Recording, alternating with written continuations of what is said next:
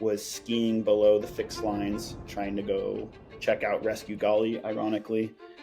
Got kind of complacent on the mountain. It's a big mountain. You spend a lot of days in big terrain and all kinds start to look like home. Had something break above me and a rope team before we got off the glacier, so we were all roped together. Came down, swept all three of us while we were roped together and took a 1,000-foot slide, and we're all partially buried. That was one that has stuck with me, and this changed my risk tolerance as a person. Like, since that date, there was like before that risk tolerance and then after that risk tolerance. Welcome to the Athlete Dad Podcast, where we explore the intersection between physical pursuits and fatherhood. I'm your host, Ben Gibson. If you're an ambitious dad that is pursuing or looking to pursue your athletic passions now while improving the way you show up at home, then we have a great show for you. This episode is a conversation with Eric Dahl, Dahl. You can find Eric on Instagram at EricDahl_AK. And I highly recommend you go check him out on Instagram because his pictures of his skiing in Alaska are incredible. Eric is one of the first people that came to mind when I created The Athlete Dad. He is a highly accomplished skier and Alaskan native, and I was just struck by how awesome and challenging many of his ski pursuits were in some of these remote areas of Alaska. But despite those many accomplishments as a skier, something Eric always kept at the forefront was his family, his wife and his two young boys. And I think Eric really epitomizes what I think of when I think of an ambitious dad that's working to model healthy ambition through the pursuit of his passions while balancing family responsibilities to show up as an incredible dad and husband, and someone that finds ways to integrate his family into his passions.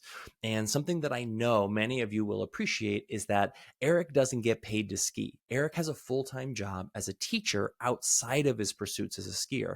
This means he has to work extra hard around a full-time work schedule to continue to pursue his skiing of big lines and long days in the Alaskan backcountry. Now, we go deep on some of the details of his skiing accomplishments, including skiing on Denali, the tallest peak in North America, twice. We talk a lot about risk and how risk tolerances can evolve as we become husbands and fathers, especially as Eric has had some terrifying avalanche stories that he'll share. We discuss a lot about how he finds balance with his goals and his pursuits and how he creatively finds ways to bring his family into the mix as well. Now, if you're interested in improving how you balance your goals and your family and want some detailed advice on how to do so, or you want to hear some incredible stories about big climbing and skiing days on Alaskan peaks, then you are going to love this episode. We'll include all the pictures and info about specific climbs, equipment, mountains, and resources in the show notes. And so without further ado, please enjoy my conversation with Eric Dahl. So I'm super pumped to talk to you today. You've got to go check out the pictures of a lot of the things that we're going to talk about today, because my descriptions are not at all going to do it justice for some of the amazing climbing and skiing that Eric gets to. Eric is a rad dad, if there ever was one. He is an Alaskan native out of Anchorage. And most importantly, Eric is a dad, two young boys, Finch and Ovi, husband to his wife, Shoshana. And when Eric isn't being a dad, husband, or working, you can find him climbing and skiing these huge lines in the mountains of Alaska. Eric has put up some amazing accomplishments in terms of his outdoor endeavors. Eric has climbed and skied Denali twice, which is no small feat. Denali, obviously the tallest peak in North America, over 20,000 feet, and way, way out there. It's a very remote peak to get to. He is routinely climbing and skiing some of the most beautiful peaks that many of us in the lower 48 that ski or do any outdoor adventures would consider a dream trip. And I'm super excited to hear from you, Eric, because unlike some of the dads we'll hear from, none of us get paid to ski. I don't think you get paid to ski. And so you have a full-time job, you have full-time responsibilities. And so it's even more challenging to strike that balance between physical pursuits and family. And especially with two young kids under 3 years old, you're right in the thick of it, man. So Eric, without further ado, I'm super pumped. Thanks for coming on to the show. Yeah, thanks for having me. That's quite the introduction. Make me blush a little bit. Hard to hear accomplishments out loud, at least for me. A little bit of a flattering, a little imposter syndrome when you come on to something called the Athletic Dad, and you think of all these amazing athletes that I know or look up to, and you're like, "Whoa, am I really qualified for that?" But no, I appreciate it. Thanks again for having me. Yeah, man, absolutely. And I think, yeah, what I've learned, especially, looking a lot of your posts, is like the more casual and humble somebody is in what they share, the more rad you know that they are. And some of the stuff that you've been up to lately. And one thing I want to ask you about is just incredible. So you had this great share over Easter weekend, and I just thought the contrast of it was just so cool. So you had on one picture you climbing up and doing some skiing, and then the other picture was the two kids. Can you tell me about kind of what was Easter weekend looking like for you in terms of the contrast of those two events? Yeah, I think it was Easter. So just a couple weeks ago, I thankfully have a very understanding and supportive partner who allows me typically to get out one day on the weekend to pursue my passions, which is backcountry skiing. So I had we did Easter on Saturday with family here in town and the young boys and wife and my folks are up here and her folks, and so we all got together and had Easter on Saturday, had a nice brunch, and then Sunday it was call up the friends that I usually get out with and what can we get into? What's the stability like? Where can we get to that we can kind of get rad or get a little scary, but in a way that we can make it home in time for dinner. So Yeah, I love that. Yeah, get rad and then get home. yeah. That's I think the biggest goal too I have here too is like, striking those balances more and more. Like I find it interesting, almost like an additional part of what makes something challenging is like, can I get up early and do something really cool in the mountains and then also be at home and almost like, jumping into the phone booth as Superman and going back into dad mode. So yeah, man, that's really cool. I'm curious, what generally when you think about dad life or personal life, what's getting you excited right now? Like what are you excited about at home, and then what are you excited about when it comes to these outdoor sports of yours? So home is definitely the oldest who just turned 2. He is absolutely like toddlering, talking, we're biking, we're skiing. He can like start to pick up on some of the pursuits that like I'm into. It doesn't feel forced like, hey, let's go for 2 minutes and take a picture. Like Mhm. we can actually go do these things for an amount of time Yeah. that seems meaningful. So that's the really exciting part for me is that oldest one really get into it, and the younger one's starting to do things. He's about to crawl, so that's exciting. Um, as well. So on the family side, that's what kind of keeps me going right now. I'm a teacher as well for elementary school students. So we're coming up on summer break, and just having that idea of a couple months off in a row with just the kids and the wife is pretty exciting. Personally, we're kind of wrapping up here in the next month or so. Like my favorite time of year from a recreation standpoint is Mhm. spring skiing. I mean, I'll ski probably till the end of June, but the big objectives locally that are like day trips kind of tail off as we get into May. So Mhm. been really lucky kind of from the beginning of March until now and going forward the next week or two to have ticked off a couple lines that I'm really excited about, and then looking forward to hopefully maybe one trip into June as well, something big, maybe a little bit farther north. Yeah, that's awesome. Yeah, so lots of great stuff going on with the kids and more lines to tick off. I'm curious, like what when you think of locally that you still want to get to this year, like what comes top of mind for you? Oh, so there's a big one here out in Turnagain Arm. It's one that a lot of people have skied. You can actually access most of the approach on snow machines, so it's not like some first descent or anything, but it's one of the largest ones you can view from the road, and that's Carpathian, kind of out of the Portage Valley. I've walked Mhm. back to it 3 separate times, and it's turned around all three, and it's a 20+ mile day. So to get Mhm. back there, 6 hours, and then say, hey, the conditions aren't right, and I need to be home to my family, and I can't Mhm. push it or risk it. I need to pull the plug and then walk 6 hours back 3 separate times and not get it. That's pretty high on my list right now. Just I don't care if it's clean. I don't care if it looks good. I want to get back there, ski it safely, and just tick that one off so I don't have to think about it anymore. What made you turn around the other times? Just conditions weren't right, or what was going on there? Yeah, so all 3 times have been Abbey condition related. So a Mhm. lot of these bigger lines, it's like make sure like if it slides, you die kind of thing. Mhm. So the there's not a lot of margin. It's not like, oh, maybe if something pops, I'll get taken off my feet. But it's a lot of like, if this doesn't work, the the outcome is dead, and that's like Yeah, a non-starter for me. sure. So it's like, I don't know. Maybe one of those days we could have skied it and got away with it. But I know at least on one of the trips, we were standing there hoeing and humming, and then we're like, I think it's getting pretty wind loaded, and you can see the Avi conditions deteriorating. And then sure enough, the face we were considering slides right in front of you. And Mm, you're like, well, that makes the man. decision easy. Like, let's go home. Yeah, gosh, it's hard. I mean, especially as goals get bigger and objectives get more complex. Like, there's a lot of humming and hawing, and is it going to go? I don't know. Where have I seen this before? And yeah, it's nice that the decision was made easily for you with how that went. So I want to step back a little bit and give some context on kind of like what a lot of these objectives look like for you. So we talked about you've climbed and skied Denali twice. Like, what are some other like big accomplishments that you've done on the mountains that really stand out to you, and what makes them special? So I'm not like some world class mountaineer by any means. Denali, I had to kind of almost get tricked into, like, and then from there, kind of turned into a little bit of a mountaineer. I wasn't very interested, but I was on a different couple week expedition in the Arctic Refuge with some friends from college, and they're like, "Hey, do you want to do Denali?" And I was like, "No, no interest." And then they said, "Okay, well, what if we try to ski it?" I was like, "Oh, that's an option."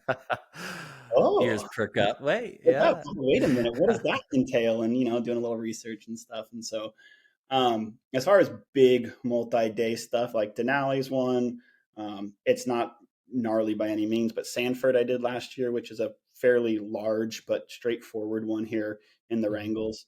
And then I've kind of turned my attention, especially as I have two young kids now, as shorter trips, but maybe I would say more challenging lines. mhm, Because on Denali, I was skiing just the West Buttress, the most common route, pretty mellow terrain. mhm, And whereas, like, if I can do a trip here now, it's probably a day for the climb. That's the goal, is whatever climb only takes a day, but mhm. it might have big cliff hazard, or big Avi hazard, or steepness, or glacier travel, just different complexities to make it more interesting than just kind of a what you'd typically think of in a ski run.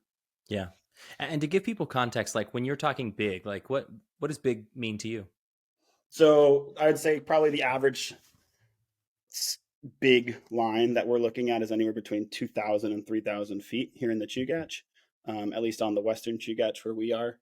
If you went over to Valdez, you might find some bigger stuff, but just kind of based where I'm at, a Mhm, 2,000, 3,000 foot line is probably what we're looking at, mhm, which is not monstrous by any means. But if you can put, a choke here, a cliff there, or something interesting mhm. involved in it, I think it can make it feel bigger, maybe.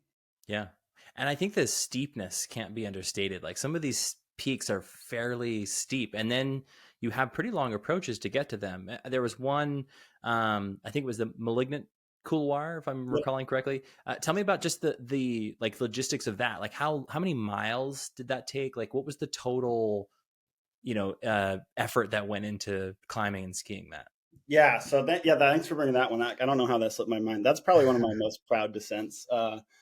We skied it last year. Again, not like a first descent or anything. It's been skied plenty by local rippers, but it's done typically as an overnight or sled access, so snow machine out to the base of it. Mhm. And I don't have a sled, and I don't really have the time to stay overnight every weekend. So I approached a buddy and said, "Hey, would it be crazy if we went and tried to ski this in a day?" And he's like, "Oh, great. What's the mileage?" I said, "I don't know. I haven't really looked at a map."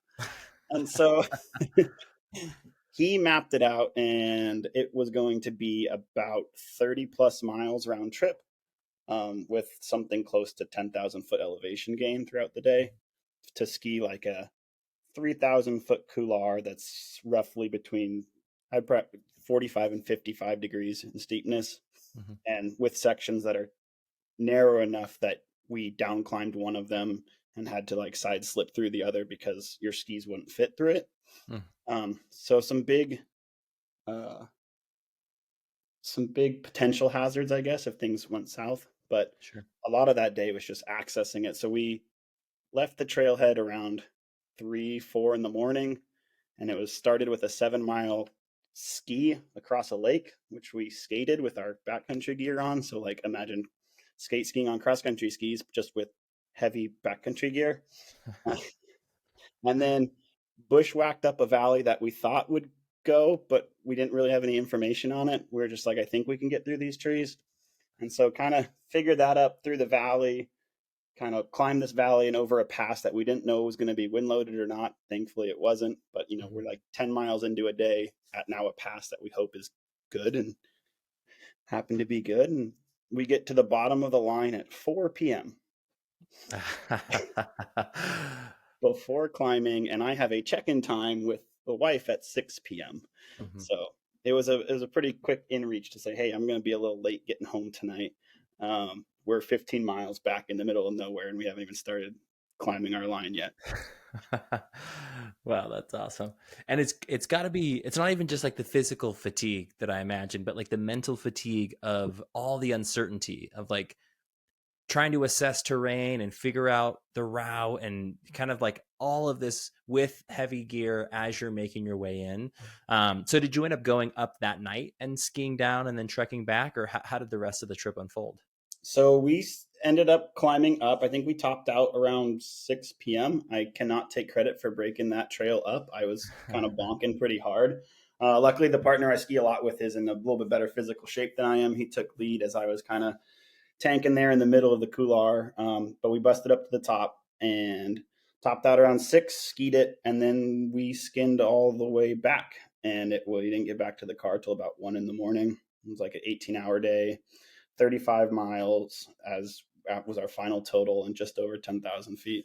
And how soon before you did this trip did the idea come to you? Had it always been kind of like back of your mind, like I'd love to get to this, or did it come together pretty quickly?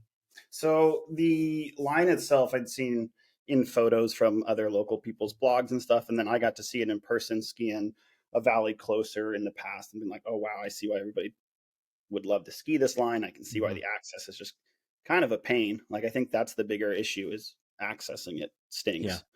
Um, but then kind of came back from a spring break with a family trip and had spent a week not skiing and had a great time in Hawaii with the boys, but was feeling really Mhm. thirsty by the time I got home. And Yeah. some conditions, just looking at the weather, were lining up, and reached out to a friend just after work on a Friday and said, like, so what if we tried this tomorrow? Yeah. And in the matter of a couple hours, he's like, yeah, let's go for it. And I think it works because I've got just a handful of people I ski with for the last couple of years, and having that kind of support network and group of people that you trust in the mountains. You're on the same page, risk tolerance wise and assessment wise. It's really easy to just kind of throw it together in that sense because of the familiarity we have with each other. Yeah, yeah, absolutely. And it doesn't hurt to have friends that are down for a 30-mile excursion on kind of a last minute notice. So that's pretty awesome too. I've always found that like there's this, I don't know if it's just the stereotype with people in the outdoors, but when somebody asks like, yeah, how long is it? And you're like, I don't know, it's not that far. It's like usually pretty significant. So yeah, it's not so bad. You know, it's just 10,000 feet, 30 miles. That's awesome. You mentioned, having community and, friends that you climb with. I'm curious, like, what I found in my experience too is it's like what makes it hard in a lot of ways to continue to pursue goals like this, or even just to continue to pursue things you love outdoors, is kind of dependent on like, do I have other friends that are parents who like get it? Like how many of your friends or people in your community that do these things are also dads? And like, how does that like help in these types of situations? Sure. So like in the Anchorage community as a whole, there's a ton of rad dads. Like I kind of want to state again, like I view myself as kind of an average dude up here. Like Alaska is like the home base for rad skiers and climbers and everything. So no, there's a bunch of dads I know, but as far as my partners and the people I'm getting out with, I was kind of the first dad, I guess, in the immediate friend group. So Mm-hmm. then I've got all these friends who want to see me skiing and doing things still, and then are wildly supportive. They're like, "Oh yeah," they come see the kids. They want to know how Mm-hmm. they are. And then when I'm like, "Hey, I can't go because I got a dad," they're like, "Yeah, cool, I get it. Like we don't have to do that. Sure, go do your thing." It certainly helps to have the friends that are already parents, but definitely helps to have the ones that understand that dynamic and be a little more flexible with it. So And I feel you on feeling very average. Like I'll go out and I'm in Bend, Oregon, and I'll put up some stuff that's in no way remarkable, but like remarkable for me more so because I'm like I now live at the mountains where I can do this stuff more regularly. But I'll do something that's, not remarkable, but like pretty cool to me. And then there's these other dudes out here that like, there's a guy called Super Frenchie, and he's like climbing and paragliding off the peaks and then skiing down. And he's just doing this on like all the other neighboring peaks. And yeah, it makes it look like I'm like wobbling with like baby deer legs on my skis doing some of this stuff. So I definitely feel you there. Our saying up here is if there's no day you're doing the coolest thing. Yeah. Like if you think you're doing the coolest thing, there's a dude one valley further or like one peak higher. Like you're just Yeah. never doing the coolest thing. There's always something, man. But it's interesting. I think that a lot of it too, and especially becoming a dad, like you mentioned, like you've already kind of had to think about what can I do, time wise, risk wise, difficulty wise, resource wise. Like what can I do with some constraints? And a lot of it is like constraints that we are like happy to have too, right? Like I wouldn't trade my family to go do more crazy shit in the mountains. Like I want that responsibility, and I'm okay with the constraints it puts on things. But yeah, I think it kind of shifts your focus into like within the confines of these limitations. Like I can still get pretty rad, and I can still do a lot of things that give me that sense of fulfillment. So, And I think just you're changing goals. Like I don't know, I get some weird ones. Like the local first hike for every tourist is Flat Top Peak here in Anchorage, and mhm. it is the stats are pretty lame. It's not that high. It's not that hard. Everybody does it. But I wanted to do it from the house, which is like a Mm, weird goal that matters to no one, right? But then I ran it from the house the other summer, and it was like a yeah, pretty cool accomplishment. That was a handful of hours that I was like, sweet. That felt like a check mark on some box that doesn't matter to anyone but me. So just yeah, having those goals shift and like getting creative with gives you that like fulfillment of whatever your like goal or mission or objective, whatever term you want to use, that like yeah. hits that box for you. Totally. Yeah. Yeah. I think in as many ways people are like, what if I did this that was a little higher or without oxygen or whatever it may be? A lot of it is like, could I ski this, or could I hike this with a kid in the pack? Yeah. Could I deal with like I need to navigate snacks and breaks and letting them run around and all these other things, right? There's a whole lot of different, like, man, the complexity of logistics when doing things with kids is like next level, like expedition level Yes. preparation. Your daily things an expedition. Like your daily hike is harder than I know you're doing Denali here soon. It is Yeah. more complex than prepping for that trip, right? Getting Dude, all the snacks and yeah. coordinates and everything. If you can get your kids out the door in winter, like that alone is a feat. Like 3 layers of clothing, everyone's got matching gloves. Like I'm in awe sometimes that we actually get out the door to even do something sometimes. So yeah, it's pretty remarkable. I think something I'm really excited to hear about is this idea of balance, and I think you kind of have planted a couple seeds for certain things around how you have that balance in terms of like check-in times, and you have a show who's very supportive of these things. I'm curious from a personal standpoint, because this is the part that I mess up the most. Like, and I think kind of it's the struggle is inevitable when, again, we have new challenges of responsibilities and kids, and like we also want to show up as great dads and great husbands and partners, and like we don't want these things to come at the expense of our families. So like invariably in the pursuit of bigger things, more complex things, like we're going to drop the ball. And I think I drop the ball quite a bit, especially on my bigger days. I'm certainly getting better at it, but like on my bigger training days or days that I'm going to be out in the mountains for a long time, like I'd say like I'd give myself like a C. Like maybe the coffee is made for everyone else, maybe food is made for everyone else. Like maybe I cleaned up the house before I left, and maybe I've even communicated like where I'm going that day. Maybe I charged the inReach so that I can be reachable. Like, and so I know that these are kind of a common struggle. I'm curious, like for you, um, and I think a lot of people can probably learn from failures or those really hard lessons when it comes to like where we miss. So like what's been really hard for you in terms of striking that balance, and maybe some things of like what have you found to work really well, or what are some parts of that agreement with show that help her feel really good about giving you that freedom to go continue to ski. Sure. So a little background is like I'm a big skier like before we ever got together, Show and I, Mhm. and she's not. And she's tried to Mhm. pick it up over time, but it's never been her thing. So we had to work through a lot of those check-ins, checks and balances before we even had kids. So we had a Mm-hmm. pretty good system before that, which is like I leave a trip plan before I leave each day, who I'm going with, where I'm going, and a check-in time if I was going to be late or to expect me to call by. And at first I was really bad at it because I never had to be accountable to anybody. I just Yeah. did what I wanted to do. And that was a struggle, especially like I can't imagine doing that and not having that before kids because we had already ironed all that out before we had children.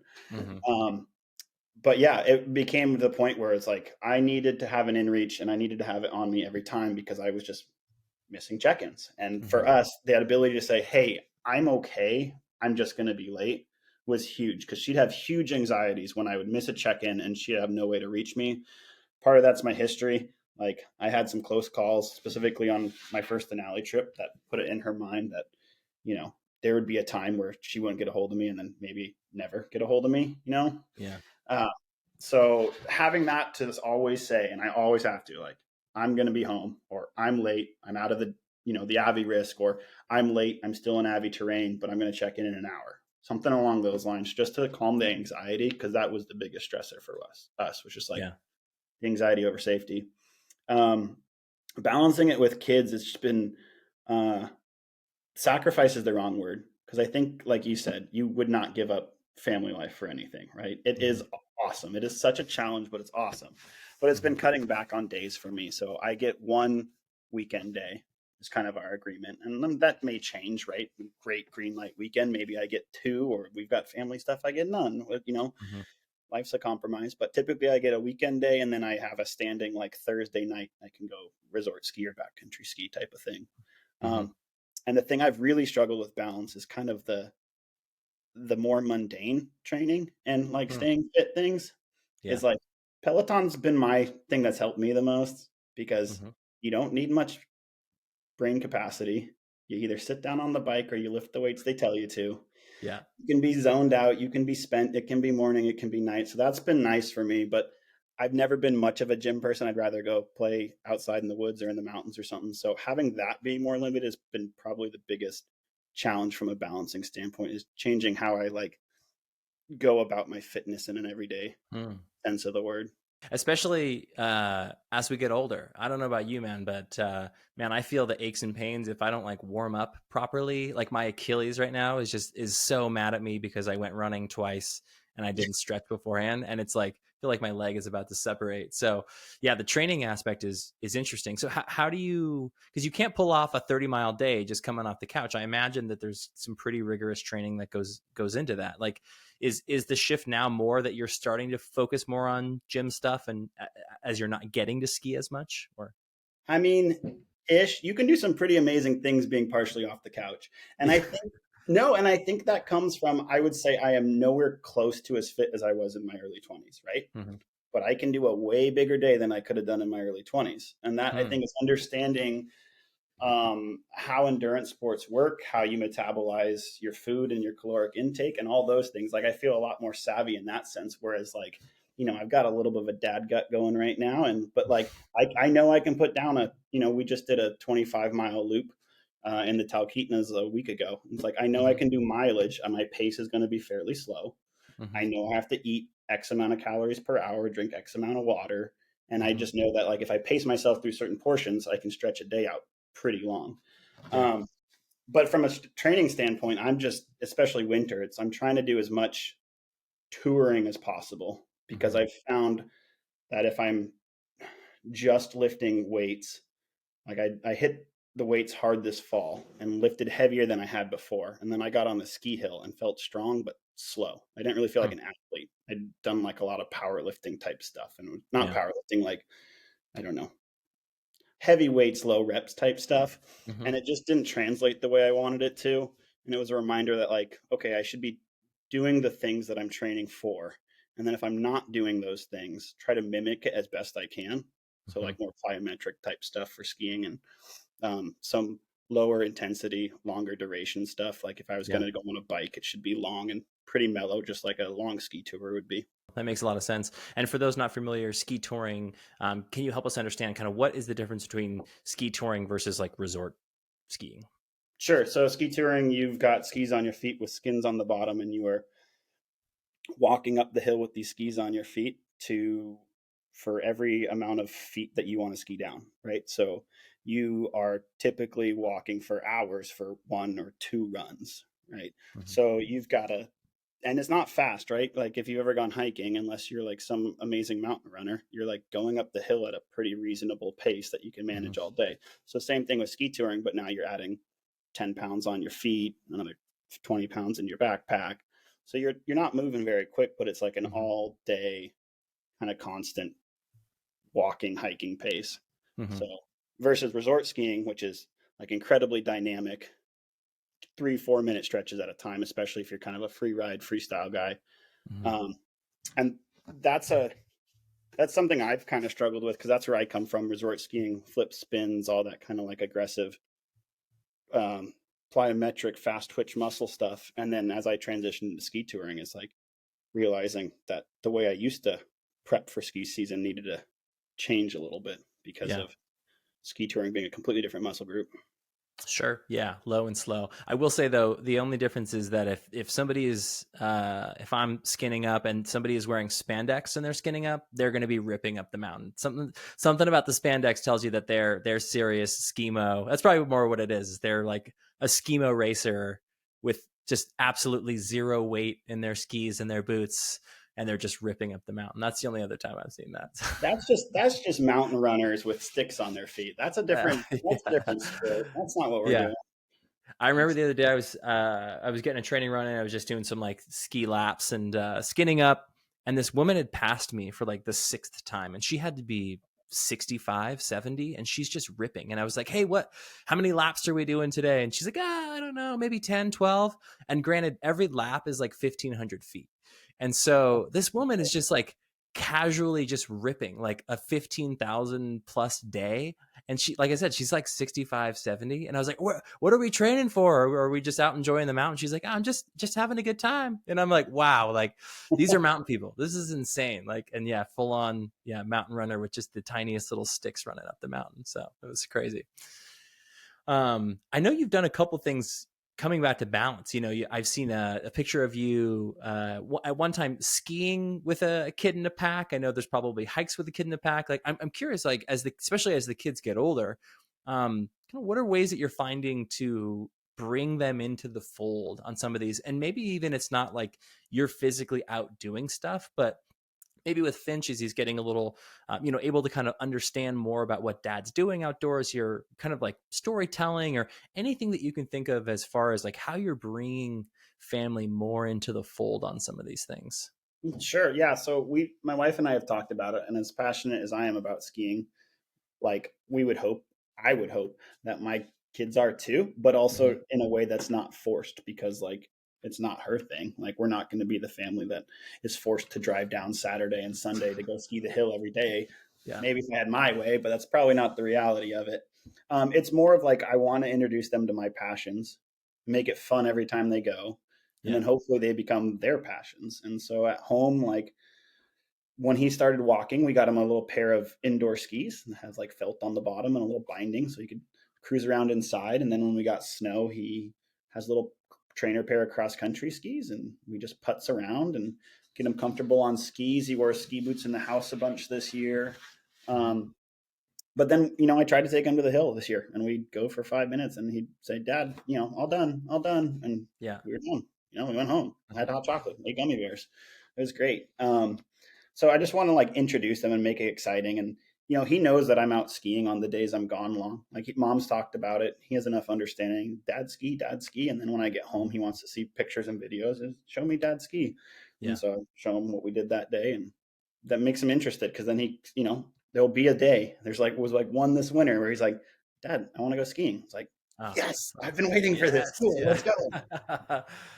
I think that is one of the most special moments I felt as a dad for sure is when it's like, yeah, I'm in the same boat. So primarily had spent most of my time climbing. And I just remember, sharing, we stopped in Mount Shasta, which is one of my favorite places in California, and the mountain is so beautiful. And just kind of sitting with my son and pointing out the route, and just after that trip, he would just have these moments where he's like, "Oh, like tell me about Mount Shasta," or like just on his own, unprompted, and it's like, okay, like yeah, dude, I'll tell you all about it, like, and just that like pure enthusiasm and that unique connection you can have with something that you're excited about with them, where it's like, yeah, like, man, I hope you're into this, but I don't want to push it too hard and push you out of this. But man, it sure would be cool if I could get on a peak with you someday. And I'm sure you feel that, the same way about your boys.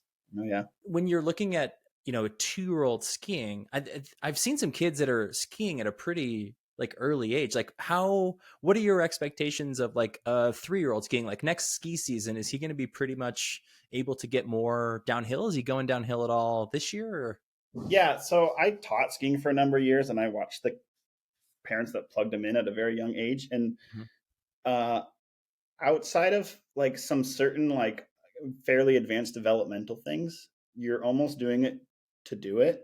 Mhm. Especially if you're plugging them into lessons, right? Like there's a understanding gap at 2 and at like 1, and if you're doing it with as a parent, I think there's some benefit there. There's some connection that seems positive.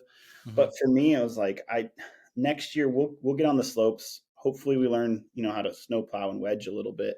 Um, but I don't see like a meaningful like, hey, I want to go spend a big day until he's like 4 or 5, just because I Yeah. don't want to push it, and also because a little selfishly, like I don't want to give up a full Saturday to go ski for 15 minutes. And knowing that my wife doesn't really want to go to the ski hill Mhm. for an extended period of time, anyways, it's like, oh, so next year let's go Thursday nights, Friday nights. Mhm. Let's go in the evening. We'll do it for an hour or two. It'll be a nice way to break up our week, and then he gets on some snow. But we're not committing, either my ski day or our family day that we're usually doing something else. Mhm. Um, to just this like 15-minute ski thing because dad likes to ski. So Yeah. figuring out ways to like fit it in where it slots in that doesn't is like not forced for the family, I think.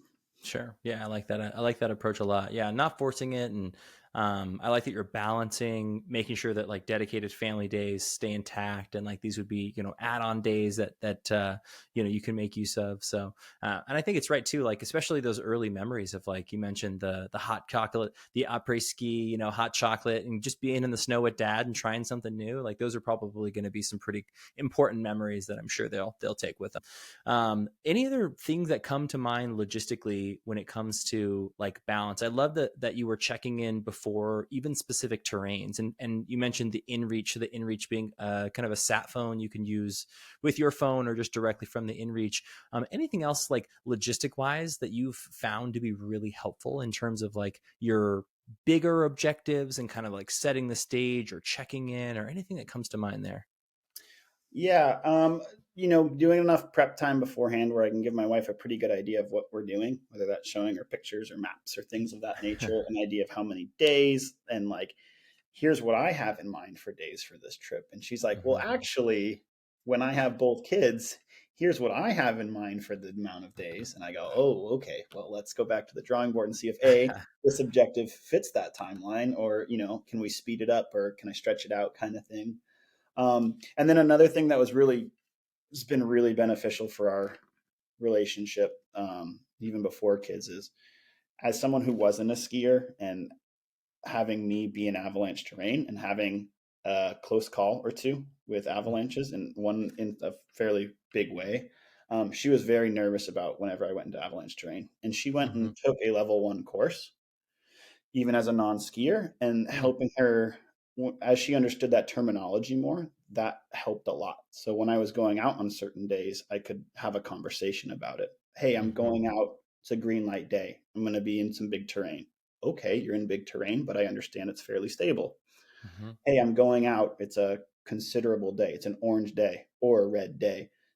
I'm going to be on 15-degree bunny slopes, touring through like basically flat ground. I'm not putting myself on or under avalanche terrain. Mhm. Okay, that makes sense that you're going where you're going on these days. And then Mhm. if there's, a time where she's not comfortable, she can voice it. And she has an understanding and a reason behind when she voices her concerns. So I think that's really important and meaningful for Yeah. us. That's great. I love that she took the course. Yeah, because understanding the Abby all the terminology and how they come to those conclusions on the forecasts and what that means. Yeah, that's huge. And then also having somebody that you can sort of bounce, the ideas off of. Here's what I'm thinking. What do you think? I find that my wife is the ultimate best person to like keep me in check, where she's like, yeah, you shouldn't be doing that. I'm like, I thought that might be what it is. I just needed somebody else to tell me I shouldn't be doing this. You mentioned having some kind of run-ins with an avalanche. Do you mind sharing the story about what happened? Sure. So I have had some close calls. I've had two that were pretty minor. Both the minor ones was like swept off your feet, carried for 20 feet or something, right? Like, Mm-hmm. I don't want to downplay that because you shouldn't be getting caught. That's not a good thing to do. If that happens Mm-hmm. often, then your life expectancy drops drastically. But Sure. two fairly minor ones. And then my major one was on my first Denali trip. Um, was skiing below the fixed lines, trying to go check out Rescue Gully, ironically. Yeah. Um, got kind of complacent on the mountain. It's a big mountain. You spend a lot of days in big terrain and all kinds of start to look like home, right? It's easy to get really complacent up there, and had something break above me and a rope team before we got off the glacier. So we were all roped together. Came down, swept all three of us while we were roped together, and took 1,000-foot slide. And we are all partially buried. Two of the climbers that were not actually part of my team, but I was roping up with to ski that day, their trips were done. One was non-weight bearing. One was an Alta ski patroller who, after that, was like shaken up. Was like, "Yeah, I'm not climbing anymore." Like, I Yeah. don't know how we missed that. Like, we all have a background where we should have assessed that. Hindsight's 2020, but it was like, Sure. yeah, there were some signs, and we messed up. So that was the big one. I took a couple days off and ended up finishing that trip and summiting, but Yeah. um, that was one that has stuck with me and has changed my risk tolerance as a person. Like, since that date, there was like before Sure. that risk tolerance and then after that risk tolerance. Yeah. Man, when things go south in the mountains, it happens so fast. You're in this like peaceful, serene environment. And especially in a place like Denali, I imagine it's just a surreal moment just being there. You're skiing and looking down at peaks that are like 14,000-foot peaks. And yeah, when it goes south fast. I'm curious, what did you see in hindsight that was like a sign of like, we shouldn't have been there? I mean, it, as I've gained more Avi knowledge and more distance, it's just like staring you in the face. Like, Mm, we had new snow like 36 hours prior, and there was a wind event, hmm. like X-book wind slab, Yeah. and it was like in a catcher's mitt in this one area that would have caught in snow. Hmm. It's it's it's sounding firm as you're going up, and it's just like, no, I don't think it's hollow. I don't think it's, and when you're playing this, I don't think, oh, it's not so bad, that you're just going to get yourself in trouble. Like, Yeah. I'm now to the point where I pull the plug very easy on things. It's like, Hmm. oh, there is some wind here. Like, all of my close calls have been wind related. I'm just out. I'm out on things that sound like it's windboard or wind effect. I'm just done. Yeah. You mentioned, your risk tolerance changed from, it was different from that day on. And I imagine it changes quite a bit becoming a dad. Like, I think I even remember I was on a climb, nothing crazy, just I was on Rainier, and we just hit this. First off, I got sick the day before we started climbing, so that wasn't helpful. And then we just hit this massive heat wave, and it was weird early season. So like, it meant that none of the routes really went, and so we just kind of had to like barrel our way through whatever route went the best. And so we were moving at a pretty fast pace, and I was sick, and so I started feeling extremely altitude sick. 13.5, almost to the summit ridge, and my wife was just pregnant at the time, and I just remember how quickly I was like, "No, I'm done. Like, I'm not." Whereas before, yeah, I would have pushed through. Yeah, let's keep going. Suck it up. It's not that dangerous. But everything on that climb, even just you have to cross ladders over these crevasses, like, which I was looking forward to. But then you're on it, and you're like, what am I doing? Like, this is a little insane. And so now with two kids, my risk tolerance is even more different, and I feel it all the time. Can you tell me about an experience, or a time where you really felt that internal dialogue shift, where it was like, man, before I might have been cool with this, but like something is very different now? one time that's changed for me was actually, ironically, this last spring on Rainier as well. Oh, cool. We were up there in May for a friend's birthday, Mhm. and to speak to this kind of how rad this friend is, she's like, "I want to go do Rainier in a day for my birthday." Okay. When? And she's like, "Tuesday." And this is like, I'm in Anchorage getting ready to teach that Monday. It's Sunday night. She's like, "Do you think you can fly down here and be ready to go?" It's like, "Sure." And so like flew down, and we had like landed, picked up some supplies. We're sleeping in the parking lot. All right, let's go climb. Um, and so we leave super early in the morning. We're climbing, and we get up to about 12,000 feet. Um, and it's there's enough wind where I was like, "Hey, my old friend Winslab," and I was shocked at how quick it was. It's all of a sudden I said, "I'm done. I'm not going further. Like, you guys are more than welcome to. I'm not going to hold you back. Like, I'd be excited if you topped out, but this is I didn't realize it, but this is where my risk tolerance ends, and I need to go home to two kids." And they're Mhm. like, "Oh, I've never seen you so like adamant before, and we've skied with you lots." And I was like, "Yeah, I'm kind of shocked, but like I'm past the point of discussion. I'm now at my comfort zone. Like, Yeah. I'm done." Yeah, man. It's that just like we said, when things go south, it goes south fast. I think when that internal dialogue shifts with risk, it happens quick, and you're like, no, like it's just not my day, like physically, mentally, especially on a super glaciated peak with the wind and it get yeah your history with wind slabs, and then I just the glaciers, man, it's never a good spot to mess around on. But yeah, the internal dialogue shifts. How do you think about risk now, like, and how has that changed specifically, even with the stuff that you would do day to day, maybe before kids, that maybe you look at now with like a different lens, or maybe you have a more strict standard of like what the conditions need to be in order to send it? I kind of wait for those green light conditions more now.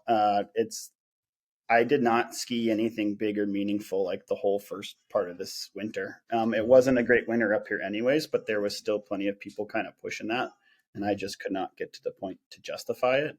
So I think I'm now to the point where I'm fine taking. It's not risks like calculated, I guess, right? As much as you can decrease um, the possibility of something going south, the better, right? So, like, Mhm. sure, there's perceived risk, but what is the actual risk? I don't Yeah. mind doing things that are perceived risky if the actual risk is fairly low. And then my desire to do actual risky things is like super low at this point.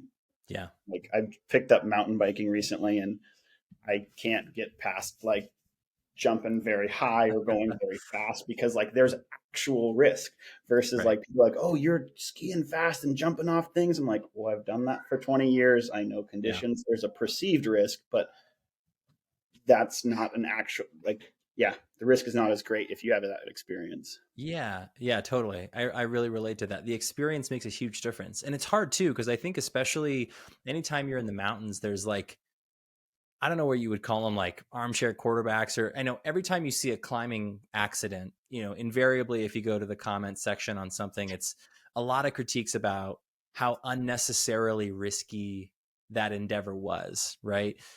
Why were they doing that? What were they thinking? And it's I remember this Alex Honnold quote where they talk about, and granted, free solo was like absolutely insane, the ultimate risky, no one should do that.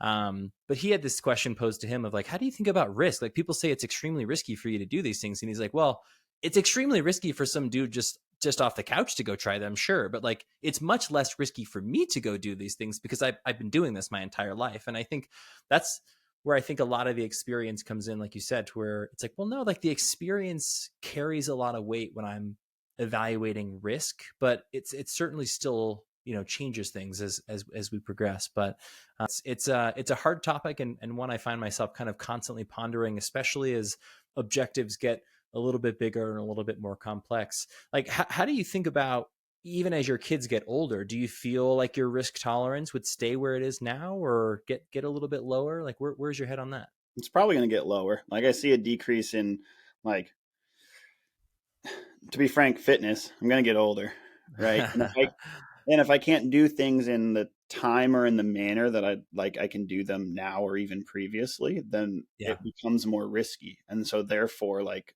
the activities will probably change.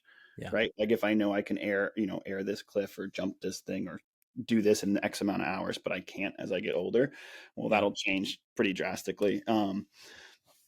And then I just think maybe a desire. I don't know. Like I used Mm. to really thrive off that adrenaline, like really, really thrive off of it, probably to an unhealthy standpoint where it's like throwing my body around multiple surgeries, kind of didn't care. Um, I've got cooler things at home now. So like Mhm. I do like the feeling of accomplishment, nailing some cool peak, but I think it comes back to like where it changes, where it doesn't have to be the gnarliest peak, right? Is it an Mhm. accomplishment for you? Kind of doesn't matter what Yeah. anybody else thinks. It's taken me a while, past 30, to realize no one really cares what you're doing. Yeah. Like from a cool standpoint, there's some people like, oh, that was Yeah. rad, but like no one cares as much as you do. Right. So like you better be happy with what you're doing and be able to look at yourself at the end of the day. If like something goes sideways, can you justify it to yourself and your family? Because Yeah. they're the only ones that are really going to care at the same level that you do. Yeah, absolutely. How has that changed for you? Because that I agree with that sentiment. Where I remember when I first started getting into stuff like this, I came from like a very traditional sports background, and so I really took it with like the most like bro mindset, where it was like, oh, I'm gonna crush this peak, or like it was just like pushing as hard as you can. And then I remember, I don't know, it was like this Reinhold Messner quote where he talked about climbing is like an artistic expression. And I just like, it was such a foreign concept. But the more I did it, and especially after having kids, the more I was like, oh, that's absolutely what it is for me. Is it's like, it's this internal, like artistic expression in the pureness of style with which I climb. Like, can my route and my line be so clean and be right to the edge of where risk is to show how much control I am, that it's somebody would look back at it and be like, man, that was a beautiful line that you drew there. Man, the footwork was just so clean. And I remember even watching guys like Marc-Andre Leclerc, and unfortunately, he took it a little too far. But you watch those clips of him climbing, and it is beautiful. It is just such a beautiful expression of what the sport can be. Like, how has that shifted for you, going from like the adrenaline aspect to more of like fulfillment in a different way? Yeah, so I've always approached it from a like, what can I physically do? And that's how Hmm. I was a little bit more of the traditional sports too till I got to college and take that Hmm. mentality of how, and I think I still think this way, like an athlete is someone who's like the physical peak of their sport. And like Hmm. I don't qualify for that. But that's how I approached it, right? Like Yeah. I need to be the either the fastest up or the fastest down or the biggest air. Hmm. Um, and for me, it changed when I realized that I was not going to be the fastest Mm. down or the biggest air. The world is full of insane athletes. Hmm. And so then it became okay, so how can I push my own self? And my biggest competitor is me. So, like, Hmm. what can my body do physically? And then if I don't accomplish it, the only one I can hold accountable as myself. So it's like, Hmm. hey, can I do 30 miles and 10,000 feet in a day? Is that something I can do at my training level? And then like when you do it, it's like this really rewarding feeling. So I still enjoy the adrenaline, but instead of getting my fulfillment out of like doing something that will potentially hurt me, it's like, okay, I'm going to push that body till the absolute limit, but before it gets hurt, okay, we'll call it quits. Yeah. And it's a lot more sustainable approach, especially these like endurance sports versus throwing yourself off the biggest thing you can find. Yeah, that's a great way to put it. Yeah, it's much more sustainable. You can ski well into your latter years if you don't keep doing backflips and gnarly stuff like that. So I know we have just a couple minutes left. I know that you had talked a bit about goals and goal setting. Do you have a like how do you think about goals for you? Like, do you think about it in terms of, okay, this year, this season, these are the stuff I want to get to? Is it something that's like really thought out well in advance? Or is it something that just kind of more comes to you as the year or the season unfolds? Like, how do you think about what you want to do next? Sure. So as far as like what's next, like we've got I just got a list of peaks in my notes on my phone. Like you just keep adding to the list, and Yeah. that list never gets smaller. It's out of control at this point. Hmm. but it doesn't work if you're just like, I'm going to go do this on this day because I want to. That's just not Hmm. how nature works. So I like to keep the big list and then check what conditions are doing and then see what pair the two up, like what do conditions allow to do, and then what does my own schedule allow me to do. So it's this big puzzle. Like, what's the family doing? What's the weather Hmm. doing? What's the Avi conditions doing? What's my fitness doing? And then, okay, which of these objectives fit that puzzle? Okay, cool. And then that gets you a try. That doesn't even get you like nailing it. That Yeah. gets you a try. So there's a lot of like misses. There's a lot of going for something and not getting it. And I think that's really humbling, especially like when you're not just going out and skiing for a fun ski day, which a lot of people just go ski powder because it's fun and really enjoyable. But if you're trying to do a specific thing, that's where I think you get a lot of reward because you have to line up so many different things. And then when it Hmm. hits, like you're hitting the jackpot. It's a little bit like Yeah. gambling. You're like, yeah, I got it. Cool. Yeah, I love that. Yeah, the triangulation of resources. Okay, I can do this and this day and these. Okay, yeah, and then I'll swing at it a couple times, knock it off, and then yeah, that self satisfaction from it. I do want to honor you because as much as you say you're not an athlete, you're not doing big things. I think you're doing incredible things, and I love that you're doing it with 2 kids and a family and a full time job. I mean, it's one of the things that really motivates me to continue to push and grow as a dad myself, are seeing guys like you that are doing this and, really continuing to pursue passions in a healthy way, bringing family into the mix, and doing it for right reasons. Like, I love hearing all the reasons that go into how you think about things in terms of risk and objectives. And so I do want to honor you with that. I'm curious, there's a lot of people that will be listening that are coming from various backgrounds that aren't climbers and skiers. But I think a lot of the lessons that you've learned and can share kind of transcend sport. If you had any parting wisdom for folks, whether it be how they show up with their kids, how they strike a balance, how they continue to pursue passions over the years, what are things that come to mind that might be helpful? Sure. So I'm just doing my best when it comes to being a dad, right? I'm new at this. There's plenty of dads that have done it longer. So I'm going to probably foot mine more towards the passion side because I'm not going to try to tell someone who has an 8-year-old how to dad. That's ridiculous. I'm just figuring it out. But some just general things that help me, like either in my ski prep or as we've had hard days with the kiddos, is I kind of got a couple sayings. Most of them are pretty goofy. But one I got from college was PMA, like on an expedition trip we had, was positive mental attitude. It's a choice. Like, you can be grumpy about a situation or you can sit down, think about it and say, okay, this is why I'm grumpy. Like, let's go. Positive mental Mhm, attitude. And you can fake it. You can mhm, fake it a little bit and you know you're faking it, but positivity is a mindset. So that's one that I always PMA, PMA, PMA. Another abbreviation, big on abbreviations. mhm. Um, it's a kind of joking one with me and a buddy who are both dads, and we try to train, but it's hard. So we just we always say ABT, always be training, and it's kind of a joke because we're actually rarely in the gym training like super hard, but we're out on a random run after work, or we're sneaking in a ski tour, and we're both sucking wind because we didn't sleep last night because of the kids, and you just say ABT, ABT, always be training. So anything that's kind of hard, just always be training. And with a kid, you're changing the blowout diaper for the 5th time, and you're just like always be training, just training for another diaper blowout. Yeah, So, I love that. um, and then the last one, and it's probably my favorite, is just embrace the suck. Like, Mhm. things in life can suck, whether it's weather on top of a mountain. Like, I spent 10 days in a tent on my second Denali trip and didn't summit, and then just came home, and it was it was awful. But Yeah, you just smile and play a lot of Monopoly Deal, and you hang out with friends, and you're just like, yeah, it sucks. Oh well, like, yeah. deal with it. And I love that. I think there's something to be said about that where you're choosing the suck because life invariably is going to suck. It's Yeah, going to hit you. So if we can choose some of that suffering up front, we're going to be so much more prepared for when it sucks, when it wasn't our choice.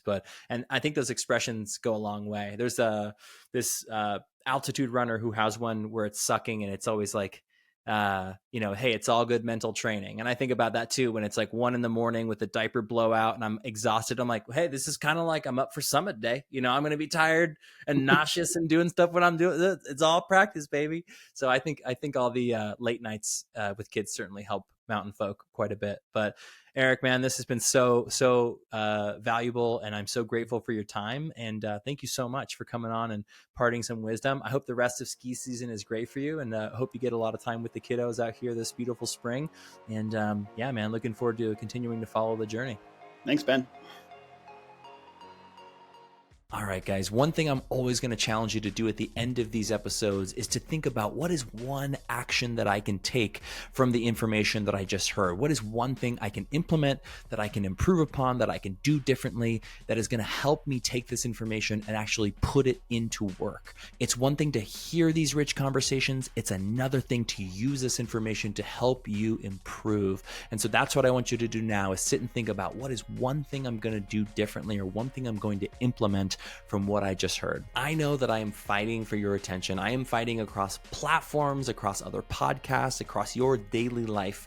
And here's the thing. I know that every podcast you listen to, they hit you up for reviews, ratings, subscribing, all that fun stuff. The thing is that reviews and ratings and subscriptions actually really make a big difference in terms of how podcasts can be successful and how we can start to curate content based on your feedback. And it'll only take you a few seconds. So again, I know you're busy, and I know it's kind of an annoying ask, but it definitely helps out big time. So subscribe to the podcast, leave us a review, and share this with somebody who you know would love it. And I will forever be grateful for you.